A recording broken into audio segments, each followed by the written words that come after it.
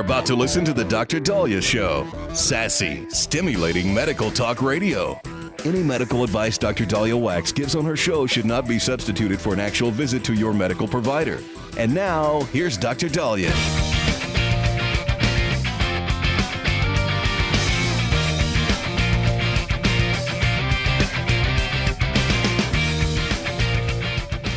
We are back on the Dr. Dahlia Show, 1-877-DOC-DAHLIA, 1-877-DOC-DALI.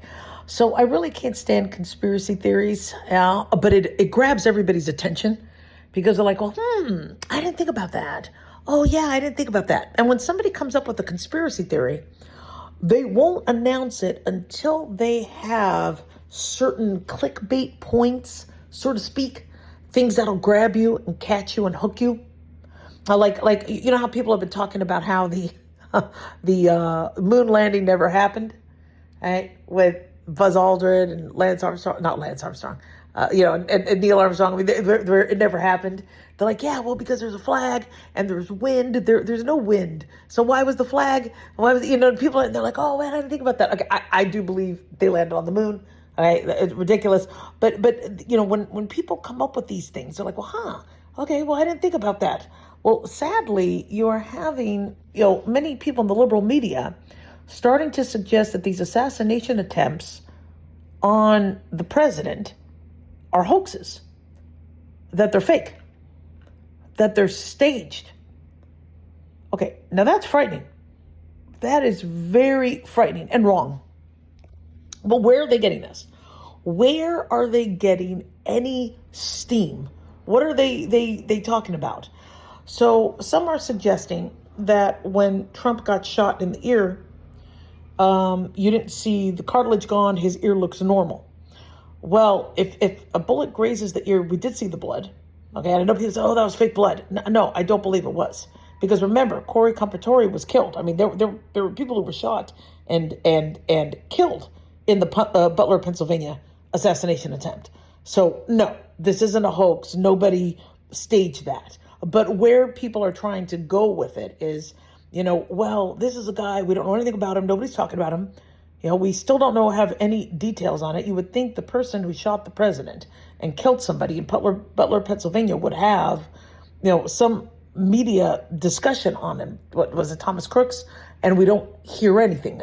I'm not saying this. This is some of the food that's fueling this, or the fuel, for some of these conspiracy theories. And I do find it a little bit odd that you had a lone wolf. He was young, in his 20s, 21, able to bear crawl across a roof and do this. I do find it very odd. We saw the pictures. I mean, there were plenty of witnesses there. It wasn't staged. This was real.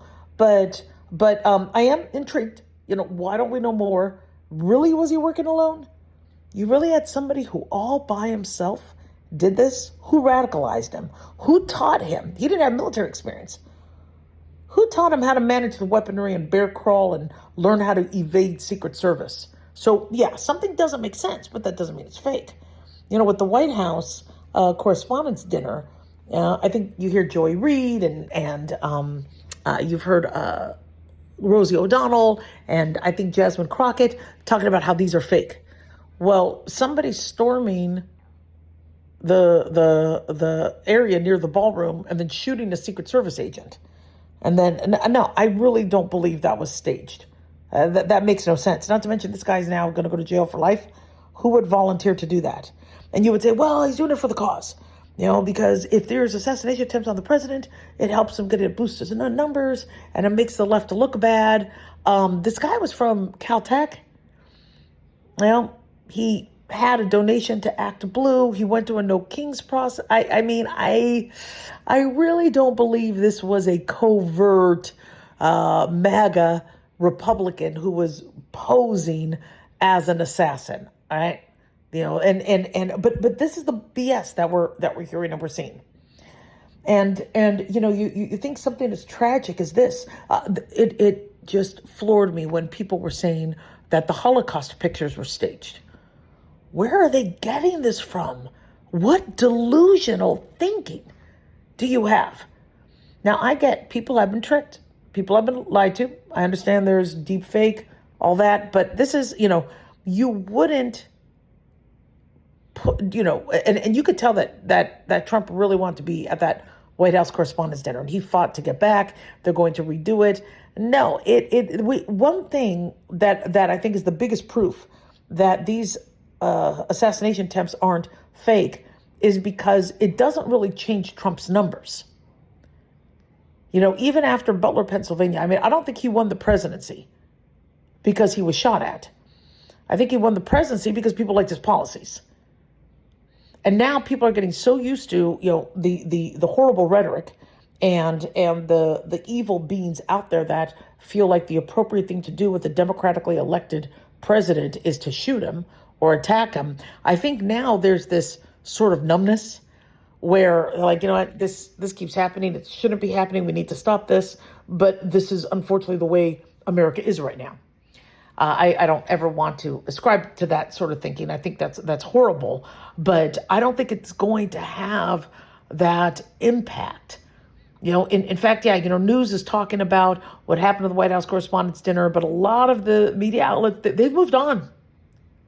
They're moving on, and unless, of course, they want to talk about it being fake. But this is why we are so, I don't want to use the word screwed, but we're in trouble.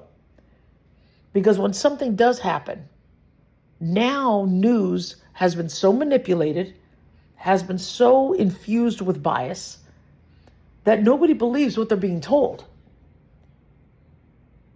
Now, I really, really credit Trump and his team for still being, strong and working. And if somebody shot at me, I'm a workaholic, so I probably would take a half day off. He didn't even take a half day off. He kept working. He kept doing press releases and all that, but on the other end, people think that when he says something, he doesn't follow through. People are still waiting on Greenland, right? People are waiting on, the Iran war to be done in 2 weeks, and it's not. And finally he said, look, Vietnam took longer. World War II took longer. This takes longer. Yeah, but at first you said this would be done in a couple weeks. So I know people think that he's prone to exaggeration, and people think that, he's prone to lying, but this is, no, I do not believe, the Trump administration doesn't have to stage this. That's ridiculous. 1-877.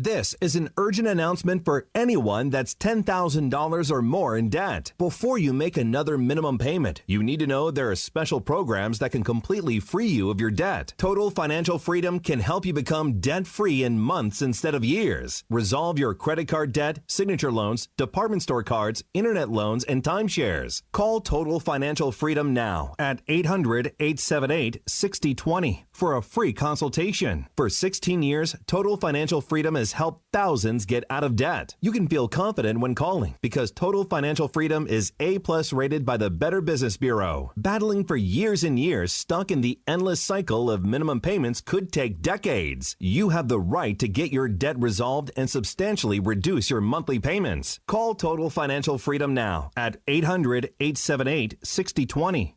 That's 800-878-6020. 800-878-6020.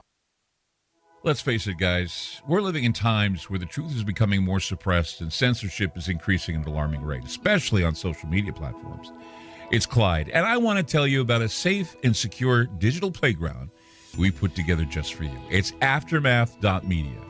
You get access to thousands of Ground Zero archives and podcasts, along with our private social media groups with your basic membership starting at only $7 a month.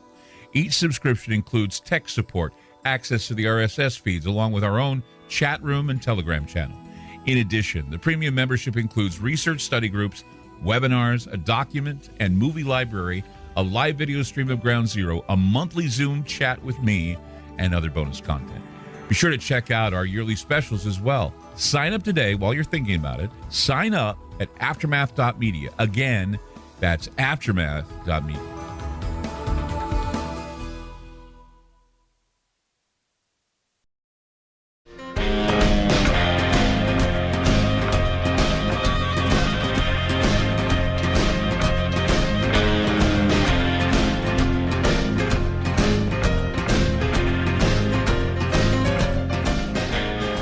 Welcome back to the Dr. Dahlia Show, 1-877 Doc Dali, 1-877 DOCDALI. So this is an interesting development. A top Dr. Anthony Fauci advisor and former aide has been indicted for conspiracy against the United States after he allegedly concealed and falsified information to suppress alternative theories of COVID-19's origins.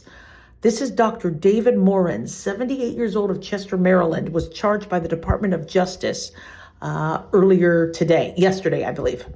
And he served as a senior advisor to the director of the National Institute of Allergy and Infectious Diseases from 2006 to 2022. Fauci was with the agency from 84 to 2022. And Daily Mail is reporting that Morin had notoriously testified before Congress in 2024 that he learned how to make controversial internal agency correspondence, quote unquote, disappear. Really? The advisor's subpoenaed emails show that Morin said he learned from our FOA lady here how to make emails disappear, meaning he had a way to help them avoid scrutiny under the Freedom of Information Act. Allegedly, he also used his personal email to illegally correspond with top officials and Dr. Pete Daszak, the boss of EcoHealth Alliance, which was a group that helped fund gain-of-function research at the Wuhan lab, where COVID, we believe, escaped from. So taxpayer funds supported EcoHealth Alliance research and then thus possibly helped, fund what ended up being one of the biggest epidemics and pandemics of our recent time. So apparently, according to Attorney General Todd Blanche, who has now taken over from Pam Bondi, he says these allegations represent a profound abuse of trust at a time when the American people needed it most during the height of the global pandemic. Morins had communicated with Daszak from EcoHealth Alliance through non-official channels and his personal email to avoid scrutiny. Okay, well, that's pretty obvious. I mean, they're digital footprints. According to Attorney General Blanche, as alleged in the indictment, Dr. Morins and his co-conspirators deliberately concealed information and falsified records in an effort to suppress alternative theories regarding the origins of COVID-19. He says government officials have a solemn duty to provide honest, well-grounded facts and advice in service of the public interest, not to advance their own personal and ideological agendas. So Morins is charged with conspiracy against the U.S., destruction, alteration or falsification of records in federal investigations, concealment, removal, or mutilation of records, aiding and abetting. Now, aiding and abetting. Now, what could the maximum sentence be? I believe up to 28 years in prison. So, when corresponding with Daszak, Morins reassured the researcher, whom he called his quote-unquote best friend, that he could shield him from inquiries into their correspondence. FBI Director Kash Patel said circumventing record protocols with the intention of avoiding transparency is something that will not be tolerated by this FBI. Kash Patel said not only did Morins allegedly engage in the illegal obfuscation of his communications, but he received kickbacks for doing so. If you have engaged in an activity conspiring against the U.S., we will not stop until you face justice. Okay, so this guy's got some splaining to do. I was very, very frustrated at the start of COVID and then throughout what was rolled out in terms of mask mandates and vaccine mandates. And any time we try to bring up logical explanations or scientific theories or try to work through, what could be happening, which is what you do in science and it's what you do in medicine, we were shut down, shadow banned, on social media, accounts being locked, people losing their jobs, people being viciously attacked online. And when we were right, when this all happened, I had suggested that this might have been leaked back into the summer of 2019, roughly August, because I had seen a bunch of people who had flu-like illnesses in November of 2019 with no positive flu test. So I'm like, there must be another virus, or the flu this year is evading the flu test. But it was acting differently than flu, acting way differently than flu. But nobody believed me. Nobody was going to look into it. And then when COVID came out, and they even called it COVID-19, but they said, no, it wasn't a leak. It was somebody eating bat soup, or I think China blamed Italy's frozen food imports, so whatever. I'm like, guys, Okay, something's not right. And then I had immediately looked into a COVID leak that happened back in 2000. Well, the SARS outbreak that happened in 2002. And the Singapore Health Ministry had deemed that first outbreak in 2002 that ended by July of 2003 was a lab leak. Then in 2004, a couple people died from COVID, and it was, again, presumed to be a lab leak. And that's how it hurt people. So when this happened, we're like, well, it's a lab leak. That most likely, I don't see how something can just automatically, shall we say, spontaneously become this vicious when it's a known virus that we have and we've been studying, but nobody would not only take that seriously, but would attack us and silence us. And where Google and Facebook and social media and Twitter at the time when it wasn't run by Elon Musk, where they got their gumption and their gall to cancel people was based on what Dr. Fauci said. Come on, man. Not to mention, don't we want to save lives? You're telling people this has to do with the fish market or somebody eating bat soup. How does that help people? And one thing I had said very early on in 2020 is if this was from a lab leak, which I'm suspecting, is anybody looking at the protocols of labs? Are they looking at what could have gone wrong in the Wuhan Institute of Virology lab to make sure that other labs across the globe are not making the same mistakes? That's what you do in science. For every bad experiment or bad result, we could learn from it. Same thing in medicine. When something bad happens to somebody, we could use that knowledge to then save others. And we're being attacked, we're being silenced. And all this time, nobody's addressing the other labs. Nobody's talking to them. Remember, there was Europe had found that a Chinese generic company was manufacturing generic drugs like blood pressure medications like valsartan and losartan. And there was a NDMA, not NDMA, I'm sorry, an NDEA,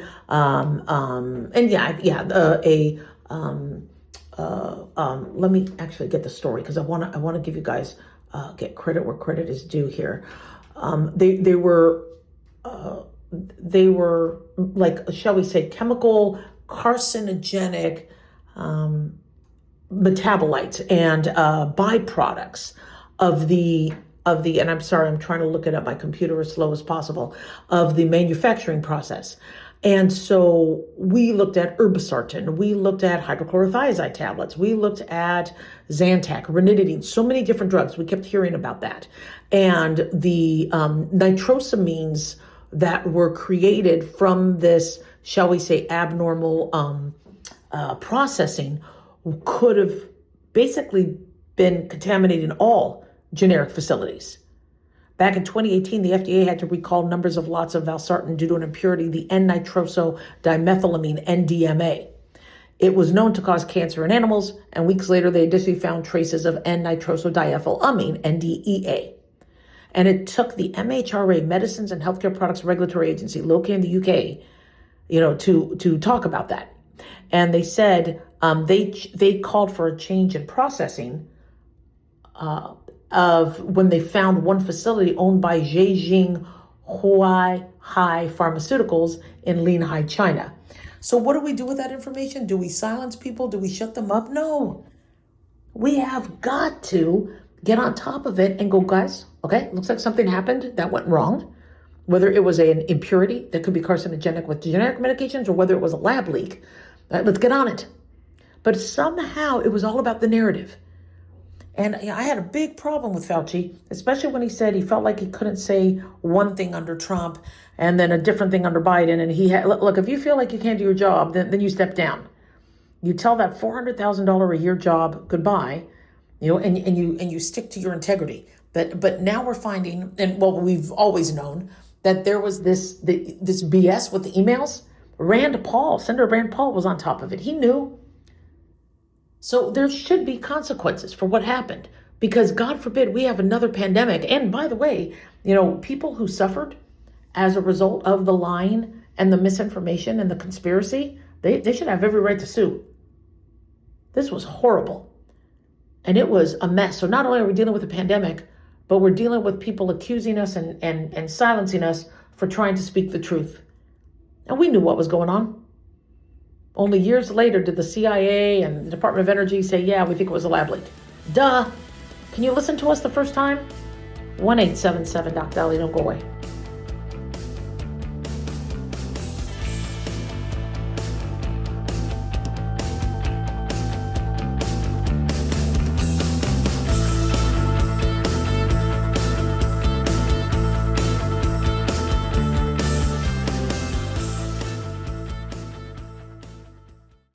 Dr. Dahlia here. Are you tired, burned out, gaining weight, succumbing to the daily pressures of life? Well, how's your dopamine doing? How you feel right now, how you'll feel an hour from now, and how you'll feel next week is completely reliant on your dopamine. Our daily motivation and willingness to push through challenges depends on the intricate chemical process dopamine provides. Christian Kalikas and I created Deploying Dopamine, a book that tells you what dopamine is, when it dysfunctions, and how to successfully deploy it when needed. Find Deploying Dopamine on Amazon today. Check it out. Lisa Wolf here to tell you about our newest website for old-time radio lovers. It's 100radioshows.com. At this site, there are 5 old-time radio shows waiting for you to download free as our gift to you. And be sure to browse the additional 700 old-time radio shows available to you for 70% off by using the promo code RADIO at checkout. This is a limited-time offer, so log on to 100radioshows.com. That's 100radioshows.com.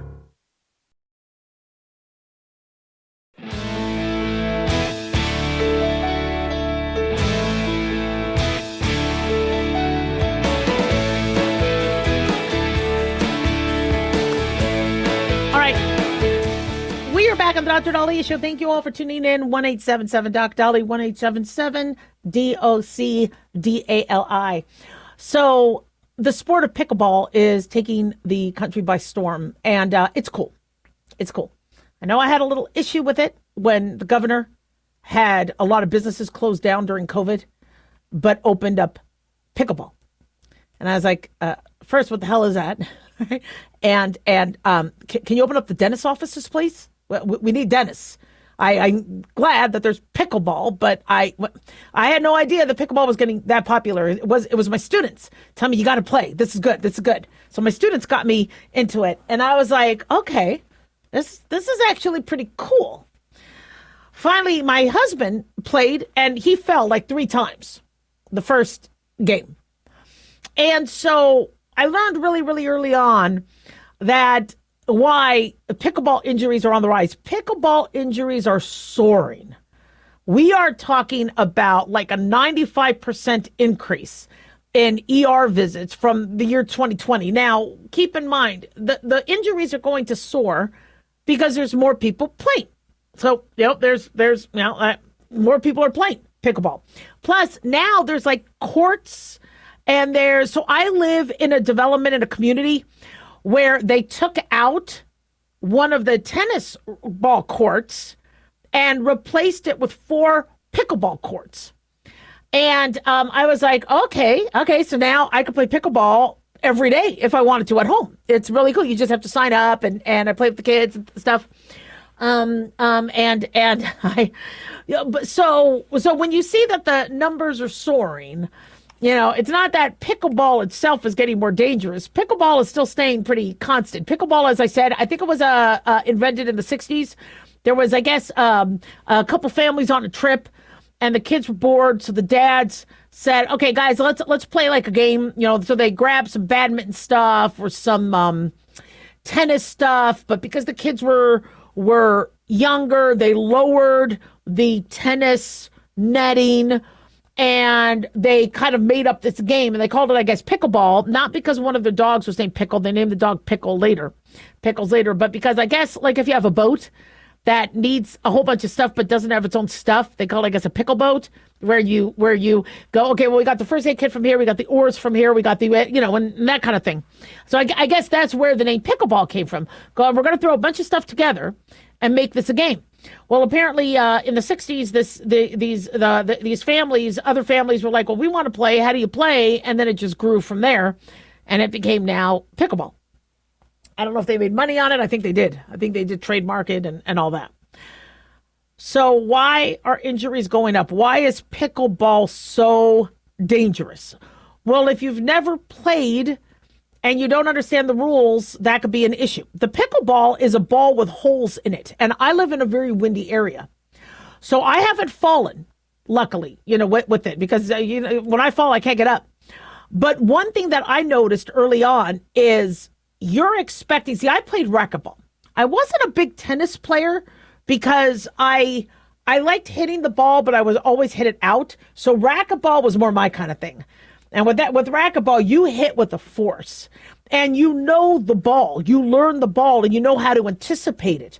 But with pickleball, the ball is coming to you, but you got to understand wind speed. And what if wind gets in? So you're lunging, thinking it's going to hit. And I've seen that ball just completely make a 90-degree turn. And if you then pivot or shift, you could fall. Another issue is you have a lot of seniors that weren't really actively, they might have gone to the gym and done things, but they weren't really active in an outside sport. And all of a sudden they went from 0 to 90. So they went from working out in a gym, or maybe even not working out, to, okay, we're going to go play pickleball. Well, pickleball, that's not for the weak. I mean, pickleball is a sport, and it can even be harder than tennis and racquetball. Because, again, if you have that wind manipulation in the ball, because you're playing outside, an indoor court might be a little easier, and you might be able to have some more predictability. But it's a court. Plus, I notice that you got to wear the right shoes, because the flooring, the mat of the pickleball court, I think sticks. I don't know what it is. It could just be the one in my area. And I gotta figure out how to properly word this. But I feel like my foot plants and then it doesn't move. Again, I'm comparing it to racquetball, because racquetball, everything was smooth. I really liked racquetball. And so with this, your foot might plant. So what are the most common injuries? Well, you're getting a lot of sprains. You're getting a lot of, so a sprain and a strain, different. Strain is where you hurt the muscle. Sprain is where you hurt the ligament. So you get some strains, you get sprains, falls. And if you're older and you're not very active, and now all of a sudden you're falling for the first time, there's a good chance you could fracture. You have people with low bone density, and that could also be an issue. So you might want to know your bone density first. And people are learning the rules. That's basically simple. With the serve, it can't be in the blue. It has to go to the opposite side, contralateral side. It has to hit, it has to bounce. It has to, the rules make it simple. But for those of us that get a competitive edge, we're like, oh, hell no. Okay, we're not going to we're going to get this ball. And yeah, I know I rub it in too. Yeah, but it shouldn't be that dangerous a sport. But if you're not ready for it, and you go on and you're like, okay, well, I'm going to play pickleball for the first time, you need to start out soft. You need to start out early. You also need to stretch. People aren't stretching. You always used to have to stretch before you played tennis, racquetball, football. How many older people are stretching? Now, it's not just older people. Younger people are doing it. And I'm seeing younger people fly and fall. But I think there's something to do, because I know everybody's saying, well, the numbers are higher because more people are playing and all that. That's true from an incidence level, but I think there's something with the matting of the court. I just noticed it's a different feel, and I'm going to change the shoes, but you have to put that kind of thought into it, where it just doesn't feel the same as the tennis court. Now, floor, it could also be it's a new flooring. It's a new, because with the tennis ball courts, those have been there for years. And if your pickleball court is 2 months old, it's going to be newer. And so that could be another issue. Maybe we just need to, and that could be the big difference. I just want to look into that before that's my homework for the day. I need to look into, is the pickleball lining court different in terms of material than the tennis? But all I notice is, for me, that's my Achilles heel. Because, and by the way, people are also hurting their Achilles. Yeah, Achilles. Good movie. I love the movie Troy. I'm sorry. Brad Pitt. Awesome. Troy was a great movie. I love Troy. But the Achilles, which is behind your ankle, a lot of people hurt that. And again, why? It's the planting. So I think what they need to do, and there's been studies looking at that, but I think we need to interview, why is it that individuals are hurting themselves? Because I really want you to be careful. I can't tell you how many people said, yeah, I played pickleball, but I got hurt. And so I don't do it anymore. And maybe we need to train people. Maybe you need to take a course. There's courses in it now. Or just start out early. Just play around with hitting the ball back and forth. Maybe don't go into a full pickleball game. Maybe for your first couple plays, just bounce the ball around, have somebody on the other side, and just go back and forth hitting the ball. It's good exercise. It's good. I don't care if the ball goes out. That's my problem. One of the reasons why I keep losing is because the ball looks like it's about to hit the line. And by the way, this is another issue that I'm noticing as I'm older. My depth perception is different. I'm lunging, I'm reaching, and I'm like, I should hit that. Why aren't I? So if you're older and you haven't played a racket sport, don't hurt yourself trying to get the ball. Let the ball go. It's not worth it. A lot of shoulder strains, neck strain, back strains, but we don't want you falling on the pickleball court. All right. Emergency rooms are full. Urgent cares are full. And I'm hearing from orthopedists, I'm even seeing myself, patient calls up and go, you were playing pickleball, weren't you? All right. It's a good game. It's great exercise, but stretch, know the rules, and let the ball go. Don't lunge and get yourself hurt. 1-877-DOC-DOLLY. Don't go away.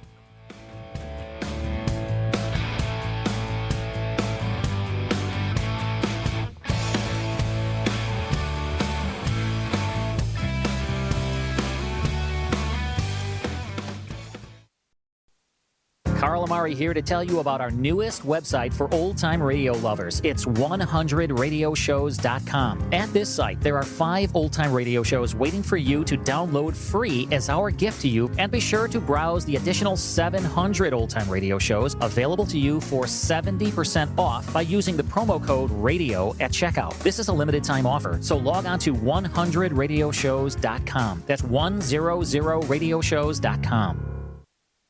Have you ever thought you'd like to buy and sell houses but didn't know how or where to get the money? My name is Ron LeGrand, and over the past 40 years, I've bought over 3,000 houses without using my money or credit, and taught thousands to do the same. Today, even in a virtual environment, we buy nice houses in nice neighborhoods using no banks, realtors, contractors, or other costly entanglements, and build huge cash flow and wealth without the hassle of tenants, all without credit and little or no money. You don't need a license or experience, and I'll show you exactly how it's done. Text FREE to 99-799, and I'll send you my free training. I promise you I'll change the way you think about real estate and open the door to a new lifestyle that doesn't involve risk or rehabs and can quickly replace your current income. Text FREE to 99-799, and let me show you how to take your life back and build cash flow and wealth from your home. That's FREE to 99-799. Again, FREE to 99-799. As an organ donor, your story doesn't have to end. The good in you can live on. In fact, you could save up to 8 lives and restore sight and health for many more. Sign up right now online as an organ, eye, and tissue donor. You'll be happy you did. And just maybe, someone else will be happy too. Go to organdonor.gov. It saves lives. U.S. Department of Health and Human Services, Health Resources and Services Administration.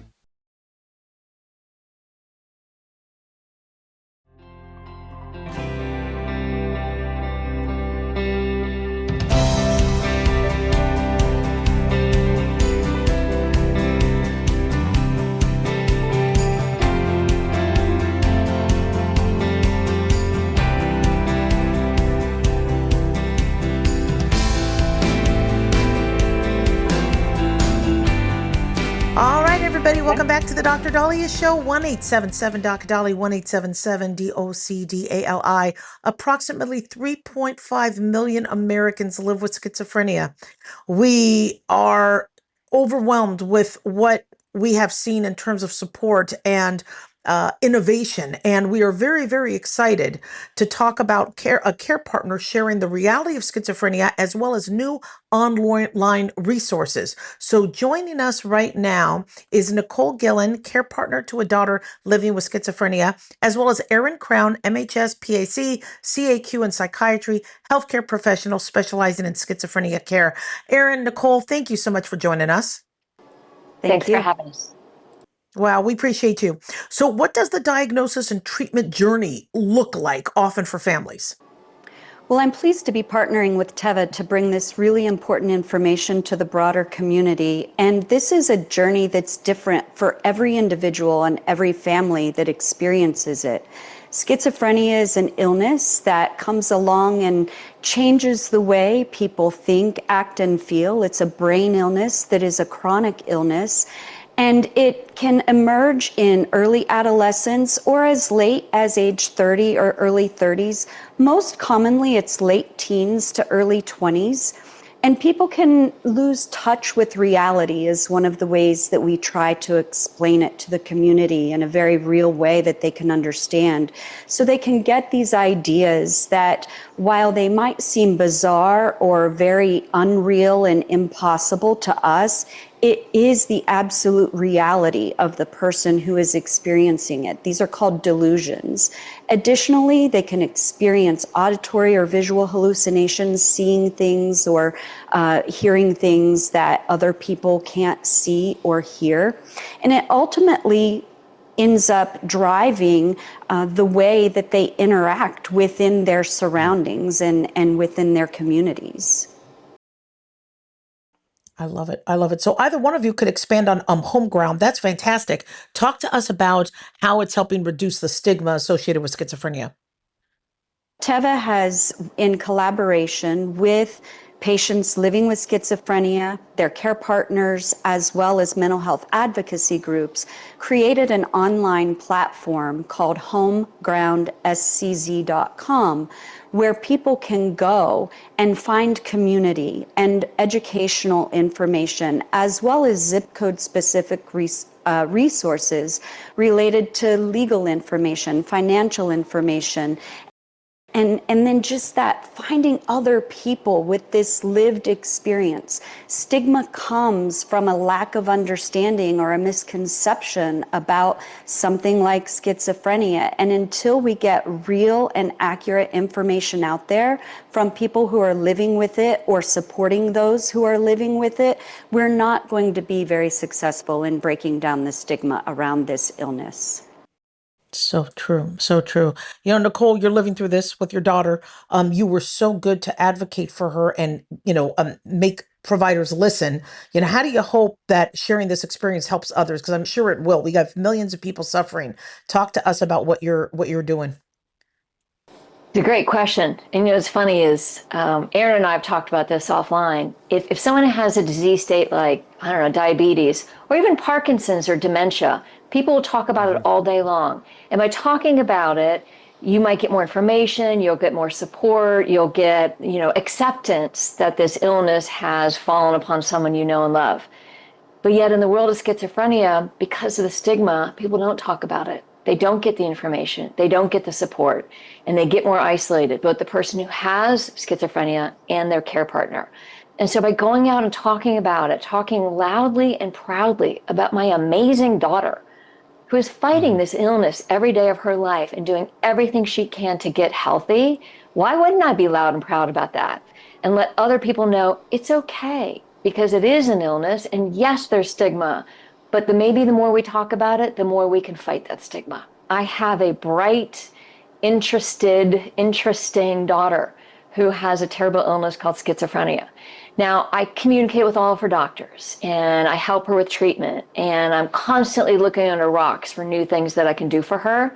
But the reality is, she's still this amazing person, and that's what people forget. And so, I'm lucky in that she's desperate to fight this thing just like I am, and actively participates in her treatment and is thinking about her future. I mean, this is a kid who wants to go back and get her master's and PhD, right? You know, they're smart. The people who have schizophrenia, they're creative. And what they need above all else is grace, not judgment. And that for all those other care partners that are out there, to know that, you know, it's okay, and we're all in this together. And to have a place like Home Ground where we can go and we can build that community, that can be everything. Our mental health care system, using the word system loosely, isn't there for our community. If you have a terrible illness like cancer or, you know, dementia or whatever it might be, there are systems that are there to be a net. But we have a mental health issue, particularly a serious one like schizophrenia, and there is no net. And so as caregivers, we end up having to take on all these tasks that are otherwise available in other parts of the system. And so it is complex, it is confusing, and it can be chaotic. But the more resources like Home Ground are out there, and the fact that an organization like Teva stepped up to the plate to build this is huge, because it goes down to the zip code. And in the United States, every zip code is different in terms of resources available and what might be out there to help someone. Mm-hmm. And it's just exciting to see an organization like this build a platform like this that doesn't exist because of the way the healthcare system is built. And I mean, one obstacle is also, you know, finding judgment-free information, practical information. Erin, you've been, you know, advocating for this, especially with your practice. Talk to us about why this community support and judgment-free information is so important for families navigating schizophrenia. Well, I think Nicole said it well. You know, if I have a child or a loved one with diabetes, I'm surrounded by people who care about that, and I'm not ashamed to talk about it. And I'm going to have a wealth of access to resources and educational information about it. And the same is simply not true in schizophrenia, or quite frankly, in most other mental illness states. And to Nicole's point, our mental health system in the United States is broken. It's very broken, and it is not an intuitive system to navigate. Sometimes even for educated, working in it healthcare professionals like myself, I'm struggling to find resources and information that are relevant to share with my patient population.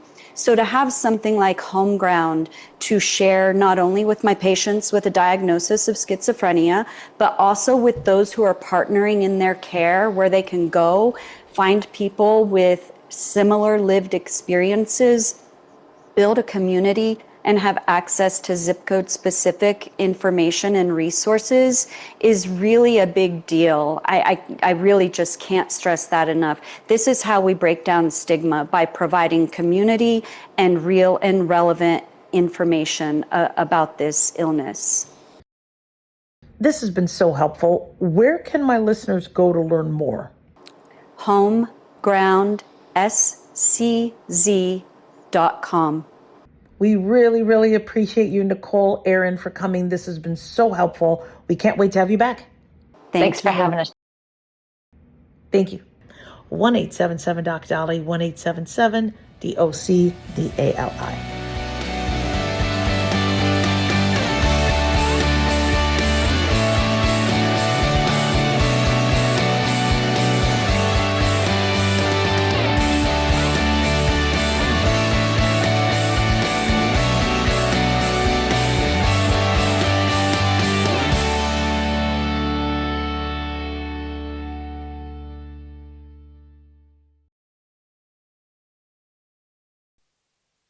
Looking for an easy read that can actually help secure someone's future? Pick up a copy of Mark Falter's book, Common Sense Income Strategies. For the past 30-plus years, Mark has helped thousands of hardworking Americans secure their financial future by using strategies that continue to create wealth, whether the market is up or down. Strategies that will make perfect sense once you take the time to read this powerful book. Common Sense Income Strategies brings to you what Mark has been teaching in person and talking about on the radio for decades. It's not rocket science, it's a pretty easy read. You've worked too long and too hard not to see the fruits of your labor. Common Sense Income Strategies is available now on Amazon or by calling 866-764-2635. That's 866-764-2635. Common Sense Income Strategies by Financial Fitness Show host Mark Falter. Secure your financial future today.